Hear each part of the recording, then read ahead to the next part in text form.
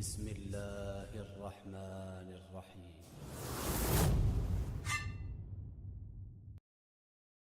Nazim rahimahullah aytdilar: Sifatu zati vel ef'ali turran qadimatun masunatuz zavali. Zot sifatlari va fi'li sifatlar hammasi qadimdir, zavoldan, zoil bo'lishlikdan saqlangandir. Qadimatun xabar bo'ladi, sifatu zat mubtado bo'lsa, qadimatun xabar, masunatuz zaval xabar ba'da xabar bo'ladi. Xo'p, va albatta sifat bu alif to bilan jamlanganligi uchun nasb holatida biz kasra bilan mansub qilamiz. Shuning uchun masalan i'lam anna sifati zati deb o'qishimiz kerak. Garchi sabqul lisan odatda annadan keyin birdaniga nasb o'qishga shoshiladi. Shuning uchun ba'zida shunday sifat zat deb o'qiydi inson. يعلم أن صفات الذات ما يلزم من نفيه نقيضه وصفات الأفعال ما لا يلزم من نفيه نقيضه. Bilinki zot sifatlari uni nafisidan naqizi lozim keladigan sifatlardir. Ya'ni kalom ulamolari, kalom ilmi ulamolari Alloh subhanahu va taolo sifatlarini o'sha zotiy sifatlarga, fe'liy sifatlarga bo'ldilar. Zotiy sifat deganda uni nafiy qilishlik, masalan undan ya'ni bir odati nafiy olib kelib turib, o'sha nafiy holatda ishlatishlik nazarda tutiladi nafisdan. Masalan Alloh subhanahu va taolo hay sifatini biz zotiy sifatlardan dedik. Shuni biz agar hay emas deydigan bo'lsak, tirik emas, masalan g'oyrul hay yoki la hay deydigan bo'lsak, bu holatda naqiz lozim keladi. Naqiz degani Alloh subhanahu va taologa ishlatishlik durust bo'lmaydigan narsa degan, teskari degan ma'noda. Va sifatul af'al esa uni nafisa naqizi lozim kelmaydi. Masalan, bu albatta bir ta'rif va pastda hoshiyaga qaraydigan bo'lsanglar, u boshqa ta'rif. Masalan, Maturidiylar yana ta'rif berishganki, sifatu zat kullu wasfin wusifa bihi va la yajuz an yusafa bi ziddihi. Yani har bir sifatki Alloh subhanahu va taolo bilan sifatlangan va uni ziddi bilan sifatlanishligi joiz bo'lmagan sifat bu zotiy sifatdir degan. Yani biz uni narsa naqiz deyapmiz. Sifatul af'al esa u kullu ma yajuz an yusafa bihi va bi ziddihi. Demak, uni o'zi bilan va uni ziddi bilan ham sifatlanishligi durust bo'ladigan sifatga sifatul af'al deyiladi. Razzoq deydigan bo'lsak, razzoq emas desak, rizq beruvchi emas desak, bu to'g'ri narsa. Alloh ba'zilarga rizq beradi, ba'zilarga rizq bermaydi. Allohning irodasi va mashiatidagi narsa. والفرق بين الذات والصفة أن الذات كل ما يمكن أن يتصور بالاستقلال بخلاف الصفة فإنها كل ما لا يمكن تصوره إلا تبعا. Zot va sifat orasidagi farq shuki, zot u bil istiqlal mustaqil ravishda tasavvur qilmoqlik mumkin bo'ladigan har bir narsadir. Sifatni xilofi bilan, chunki u shunday narsaki, uni faqatgina biror bir narsaga tobe bo'lgan holatdagina tasavvur qilishlik mumkin bo'ladi. Ya'ni zotni biz bemalol o'zimiz tasavvur qila olamiz. Sifat esa yo'q. Masalan biz falsafa va mantiq ilmida demak javhar va arad tushunchalarini o'tdik. Xuddi shunga o'xshaydi. Faqat e'tibor boshqa. Ya'ni masalan biz daraxt deydigan bo'lsak, daraxt zoti desak biz uni tasavvur qila olamiz, lekin sifatini o'sguvchi, yashil, qattiq, shunga o'xshagan sifatlarni biz zotiga taban tasavvur qila olamiz. O'zini mustaqil tasavvur qila olmaymiz. والتحقيق أن من قال الصفات غير الذات نظر إلى أن الصفة قائمة بالذات وتقدم الذات من الضروريات. ومثلا تحقيق شو بلدكي يعني yuqorida ham 3 ta qo'l aytdilar. Mu'tazilalarning va falsafachilarni va ahli sunna. Demak, ahli sunna ayni zot demagan, zotdan boshqa ham demagan. Va endi shu masala tahqiq shuki, kimki sifat zotdan boshqa deydigan bo'lsa, shunga qaraganki, sifa bu zotda qoyim bo'ladigan narsa. Zotni muqaddam bo'lishligi esa zaruriyatlardan. Shuning uchun o'z-o'zidan biz sifatni zotdan deb hisoblamaymiz. va deyishgan. Va kimki agar sifat bu aynu zat degan bo'lsa, zotni ayni o'zi deydigan bo'lsa, shunga qaraganki zot g'oyru munfakkatin anis sifat, sifatlardan ajraguvchi emas. Ya'ni qaysi bir zot borki, u o'zining sifatidan ajragan emas. Shuning uchun aynu zat degan. Buni falsafachilar aytgan. ومن قال لا عين ولا غير نظر إلى أنها لو كانت عينا لكانت ذاتا لا عين ولا غير deganlar shunga qarashganki agar u ayn bo'lganda zot bo'lardi. Agar boshqa narsa bo'lganda unda zotda bo'lganligi uchun tarkib lozim kelib qolardi. Bu esa muhol narsalardan. Endi bu yerda yana o'sha ilm kalam masalasiga qaytamiz.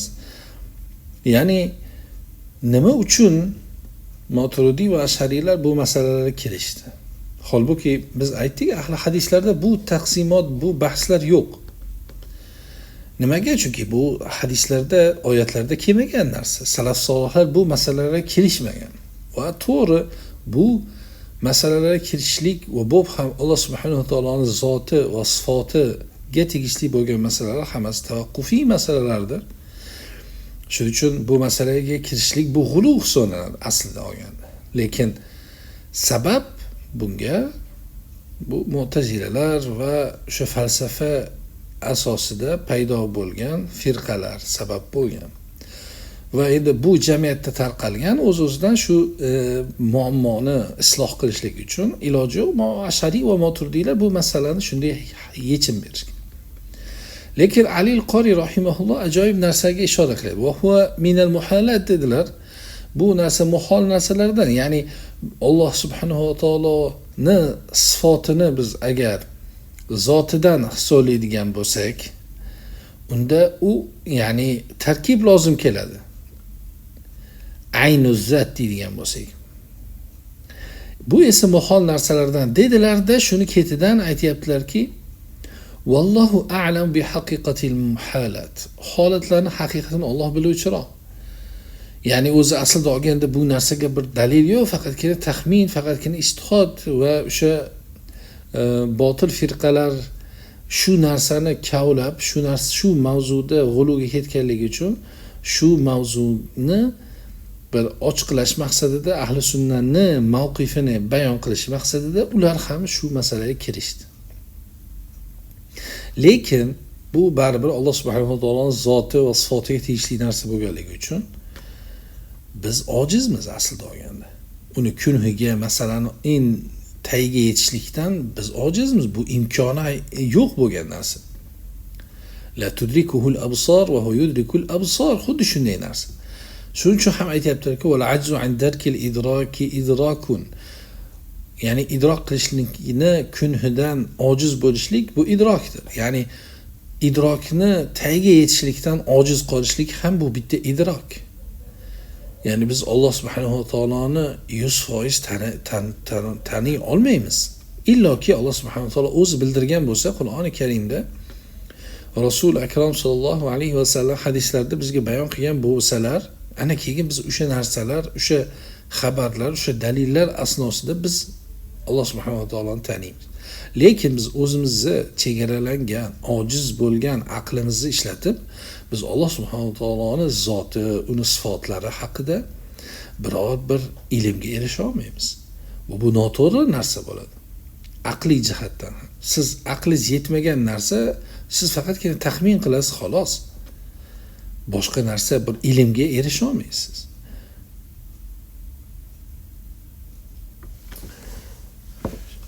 Shuning uchun ham Ali al-Qori rahimahulloh o'zlari ya'ni Qur'on va hadisga ko'p ehtimom qilgan ulamolardan bo'lganlar. Shuning uchun ham oxirida aytib qo'yaptilar bu narsani. Va bo'lishi mumkin, masalan, kimdir shu mavzularni, shu masalalarni bir salbiy ohangda, masalan, mana Maturidi Ashariylar masalanga g'uluga ketgan, u sifat, aynu zot va la g'oyru zot, bu narsalar nima keragi bor edi? Buni salaf solih qilmagan, sahobalar, payg'ambarimiz sollallohu alayhi vasallamdan bu narsa vorid bo'lmagan. Umuman aymay mujtahidinlar ham bu masalalarga kirishmagan. To'g'ri. Lekin buni kim boshladi? Buni o'sha falsafa aralashgan botil firqalar boshladi. Endi bu jamiyatda bu narsalar tarqalganligi uchun iloji yo'q, buni endi hal qilish kerak edi. Ularni yutish kerak edi.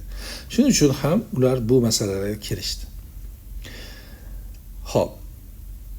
صفات الذات قديمة بالإجماع ثم صفات الذات الحياة والعلم والقدرة والإرادة والكلام والسمع والبصر قديمة بالإجماع. So'ngra zot sifatlari hayot, ilm, qudrat, iroda, kalom, sama', basar bular hammasi qadimdir. بالإجماع. وأما الفعلية فعليه sifatlari esa وهي takvin bor qilishlik. المعبر عنه undan ta'bir qilingandir bi xalqil ashya. Narsalarni yaratishlik bilan rizqil ahya tiriklarga rizq berishlik bilan yo'qdan bor qilishlik, paydo qilishlik, tirik qilishlik, yo'q qilishlik, o'stirish, ziyoda qilish va shunga o'xshagan narsalar bilan, shunga o'xshagan sifatlar bilan ta'bir berilgan paydo qilishlikdir. Ya'ni jamiki fe'liy sifatlarni olib qaraydigan bo'lsak, o'sha fe'liy sifatlarni asl ma'nosi takvin, ya'ni bor qilish. Masalan, rizq sifatini oladigan bo'lsak, Alloh subhanahu va taolo rizq berguvchidir. Ya'ni rizqni paydo qiladi. Yo'qdan bor qiladi. Yo'qdan biror bir narsani paydo qiladi. Takvin. Tirik qoldirish, tiriltiruvchi, u ham hayotni paydo qiladi. Va hokazo hammasini asli at-takvindir. Mana shu takvin fa fi kawniha qadima, uni qadima ekanligida nizo bordir. Fa mazhab a'immati al-hanafiyya, bizni Hanafiy ulamolarining mazhabi, ya'ni Maturidiylarning mazhabi, ular qadimdir. Ya'ni fi'li sifatlarni ham Maturidiylar qadim deydi. Va mazhab al-ash'ira, ash'iralarning mazhabi va mu'tazilalarning mazhabi annaha hadithatun, hadisdir. Va qila al-munaza'atu fil qadiyyati lafziyyatun la haqiqiyyatun, va aytilgan ekanki munoza'a qadiyada bu lafzidir, haqiqiy emas. Ya'ni bu yerda takvin sifatini hodis deyishlik shundayki ular ham, ya'ni Alloh subhanahu va taolo ga hodis biror bir narsani isbot qildi degan emas. Yo'q, ash'ariylarni bahs qilgan, qaragan nuqtai nazari boshqa, Maturidiylarniki boshqa. Shuning uchun ham bu yerda lafziy xilof degani o'zi aslida ikkalovi ham bir-biridagi ma'noni inkor qilmaydi. Ya'ni masalan, Maturidiylar aytadiki, nima uchun takvin biz Alloh subhanahu va taoloni fi'li sifatlarini biz hodis demaymiz? Chunki Alloh subhanahu va taolo qadim va uni har bir sifati ham qadim bo'lishi kerak. Hodis narsani Alloh subhanahu va taologa isbot qilishlik durust emas. Bu narsani ashariylar ham inkor qilmaydi. Ular ham aytadiki, to'g'ri deydi. Alloh subhanahu va taolo qadim bo'lgandan keyin sifatlari ham qadim bo'ladi. Bunda nizo yo'q, bunda xilof yo'q. Xilof shundaki, ashariylar aytadiki, Alloh subhanahu va taolo masalan yaratuvchi sifati, Alloh subhanahu va taolo biror bir narsani yaratdi degani, o'sha biror bir maxluq yaratilgan narsa muayyan bir zamonda, muayyan vaqtda yaratilgan bo'ladi. Undan oldin yaratilgan bo'lmaydi. O'sha paytdagi yaratuvchilik sifati, o'sha narsani yaratdi degan sifat bu hodisdir deyshadi. Chunki o'sha paytda bu narsa paydo bo'ldi. Lekin Alloh subhanahu va taoloni yaratishlikka bo'lgan qudrati esa bu qadimdir deyshadi. Bu fe'li sifatlarga bo'lgan qudrat bu qadimdir. Alloh subhanahu va taolo bor. U Alloh subhanahu va taolo bu narsaga qodir bo'lmasdan turib o'sha narsa yaratganda qodir bo'lib qoldi degan narsa emas. Bu esa o'sha hodis narsani Alloh subhanahu va taologa nisbat qilishlik bo'ladi. Bu esa joiz emas. Demak, ashariylarni nuqtai nazari, ular aytishadiki, yaratilgan narsa muayyan vaqtda yaratilgan bo'ladi. Shuning uchun ham o'sha yaratishlikni ga ta'alluq topgan narsani e'tibori bilan biz bu narsani hodis deymiz. Shunday deyishadi.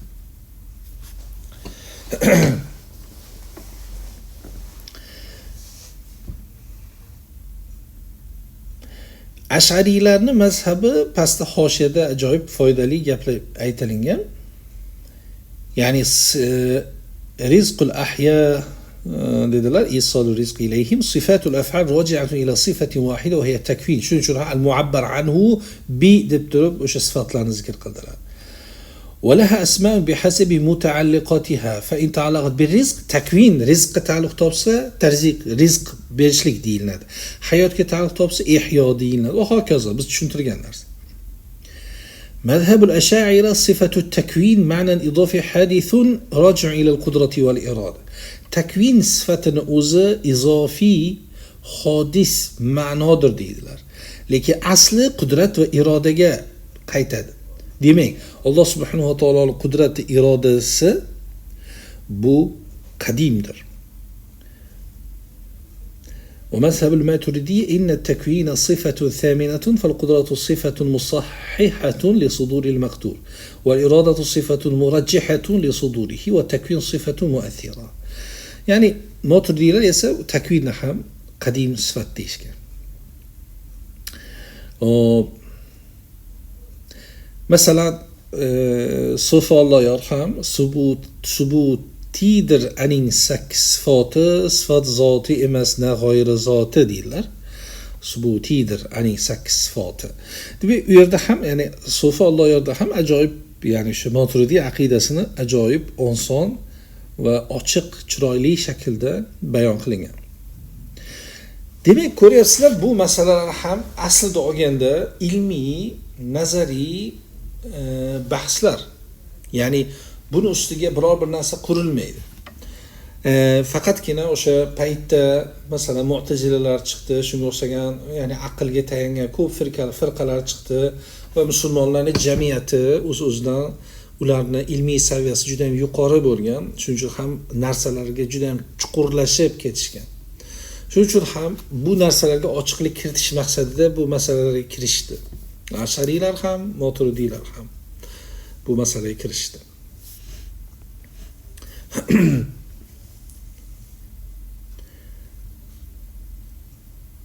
وقيل المنازعة في القضية لفظية لا حقيقية degani, ya'ni aytilgan ekanki bu qadiyadagi munoza'a masalan Ash'ariylar bilan Maturidiylarning xilofi lafziy xilofdir. Chunki ikkalovi ham Alloh subhanahu va taolo qadimdir va unga nisbatan hodis narsani isbotlash mumkin emas deyshadi.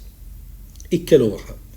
Lekin ta'bir lafz jihatidan esa ikki xil narsani aytishadi. Takvin deb turib, masalan Ash'ariy mazhabi ulamolari aytishadiki, takvin bu o'sha yaratishlik, paydo qilishlik muayyan vaqtda, masalan maxluqni misol qilib keltirdik biz, yaratilayotgan paytda Alloh subhanahu va taoloning yaratishlik sifati paydo bo'ladi, to'g'rimi?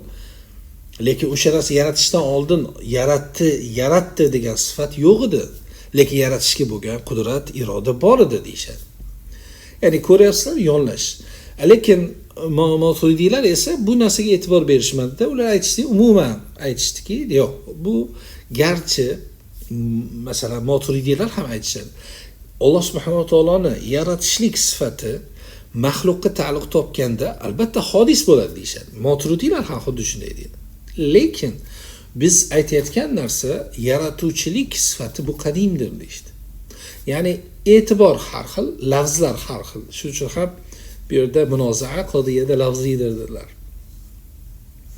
وقوله طرا بضم الطاء وتشديد الراء وطرا طاء زمس بلا وراء تشديد بلا كاف براسته ونصبه على الحال ونصبه حالga ko'ra من الضمير المستكن في قديمات تجي مستكن ضمير ده. ومعنى مصونات الزوال أي محفوظات من الزوال عن الذات الموصوف بها. مصونات الزوال زوال bo'lishlikdan saqlangan. ya'ni zotdan ular yechinishlikdan saqlangandir. Zotki sifatlangan o'sha sifatlar bilan. Aw min az-zawal bi ma'na al-fana' wal 'adam, yoki fana va adam ma'nosidagi. Fa idza thabata qidamuhu, agar Alloh subhanahu va taolo qadimligi sabit bo'ladigan bo'lsa, istahala adamuhu, uni yo'q bo'lishligi muhol bo'ladi. Fal ma'na anna jami'a sifatihi qasamadiyatun azaliyatun abadiyatun. Ma'no shuki, Alloh subhanahu va taoloning jamiki sifatlari samadiydir, azalidir, abadiydir. Xo'p. Endi esa Bakriy hoshiyalarini ham o'qiymiz. Sifatu zati wal af'ali turran qadimatun masunatu az-zawali. صفات ذاته كالجلالة والكبرياء والقدرة والعلم والسمع والبصر، وصفات فعله كالتخليق والترزيق والتكوين، كل ذلك قديمة قائمة بذات الله تعالى. بلان حمس الله سبحانه وتعالى ذات قائم بجان قديم صفات لرد. وقالت الأشعرية لر أيتلر كي صفات ذاته قديمة قائمة بذاته. الله سبحانه وتعالى ذات صفات لرد قديم در zotida qoyim bo'lguchidir va sifatu fi'lihi, uni fi'li sifatlari esa hodisdir.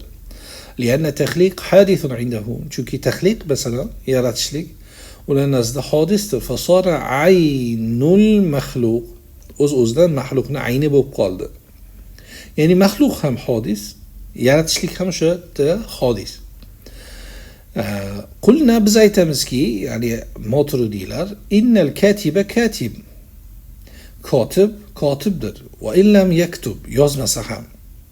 Va kazalika Allohu ta'ala xoliqun, xuddi shunday Alloh subhanahu va taolo xoliqdir. Va illam yakhluq, yaratmasa ham. Ya'ni ko'ryapsizlar, Moturidiylar vijhati nazari, e'tibor bergan narsasi boshqa jihat bo'lgan, Ash'ariylarniki boshqa jihat bo'lgan. Ya'ni masalan Ash'ariylarni fikri taxliq sifati yoki xalq sifati, yaratishlik sifati, chunki maxluqqa ta'alluq topyapti u narsa, maxluqqa bog'liq bo'lgan, bir muayyan bir paytda paydo bo'ladi. Chunki maxluq paydo bo'lganda bu xalq ham paydo bo'ladi deyshadi. Shu e'tibordan ya'ni xalq sifati hodisdir deyshadi. Lekin Alloh subhanahu va taologa nisbatan Alloh subhanahu va taoloni xalqqa bo'lgan qudrati esa bu qadimdir deyshadi. Bu ayni shu jihatdan Moturidiylar bir xil. Moturidiylar ham ayni paytda aytishadiki, xalq sifati maxluqqa ta'alluq topgan paytda hodis bo'ladi deyshadi. Ular ham xuddi shunday deyshadi. Faqat bu lafzni aytishmagan. Shuning uchun ham bu yerda bu ixtilofni lafziy ixtilof deydilar. Xo'p, ahli hadischi deb so'raydigan bo'lsanglar, ahli hadis bu mavzuga umuman kirishmagan. Chunki ahli hadis Alloh subhanahu va taoloning asmo sifatlari va Qur'oni Karimda va hadis sharifda kelgan jamiki asmo sifatlarga iymon keltiramiz deyshadi. Qanday bo'lsa xuddi shunday iymon keltiradi. Bu u narsa aynuz zat, g'oyruz zat, bu masalalarga umuman kirishmagan. Nimaga? Chunki bu narsalar vorid bo'lmagan salaf solihlarda. Endi nima uchun kirishganligini sababini biz ko'p marta qayta aytib o'tdik. Lekin biz bu narsa aytishimiz kerak. Shuncha har bitta bunaqangi kalomiy, falsafiy bo'lgan bahslarda bu narsani yana ta'kidlab ketyapmiz. Nimaga? Chunki biz kalom ilmini o'rgangan paytda va hozir atrofda ham masalan arab zaboni yoki boshqa tillarda kalom ilmini dars beradigan insonlarning darsiga agar quloq solsak, bu narsalarni umuman aytishmaydi. Ya'ni nima uchun bu masalalar kelib chiqdi o'zi degan savolga hech kim javob bermayapti. Shuning uchun biz sizlarni sal fikriylarni ochish maqsadida, sal ravshan, yorqin fikrlaylar degan maqsadda biz bu masalalarga kirishyapmiz. Xo'p. وكذلك الله تعالى خالق وإن لم يخلق، وقال تعالى هو الله الخالق البارئ، وصف ذاته بالخالقية وذاته قديمة، ونزات قديم ده، وكلامه قديم، وكلامه قديم ده، فلو كان تخليق حادثا لم يكن الله موصوفا به في الأزل. اگر حادث bo'lganda Alloh subhanahu va taolo azalda mavsuf bo'lmagan bo'lardi. Ya'ni azalda degani aqida kitoblarida va dalillarda azal degan so'z keladigan bo'lsa, vaqtda emas degan. Ya'ni Alloh subhanahu va taolo barcha narsalarni yaratishdan oldin qadarda belgilab qo'ygan hamma narsalarni. shuni ham uni ilm azaldagi ilmi deyiladi. Fil azalda ya'ni oldingi zamonda emas, kelajakda emas degani. Ya'ni Alloh subhanahu va taologa nisbatan doimiylikni ifoda qilishlik uchun fil azal degan lafz ishlatiladi. Fayakunu kadiban, agar azalda mavsuf bo'lmagan bo'lardi va o'z-o'zidan yolg'on bo'lib qolardi. Ta'alallohu an zalik. Alloh subhanahu va taolo bu narsadan pokdir. Chunki demak Alloh subhanahu va taolo o'zini sifatladimi azalda, shuning uchun ham demak u Alloh subhanahu va taoloni bu sifati unda qadimdir. Bu Maturidiy ulamolarning ya'ni dalillaridan.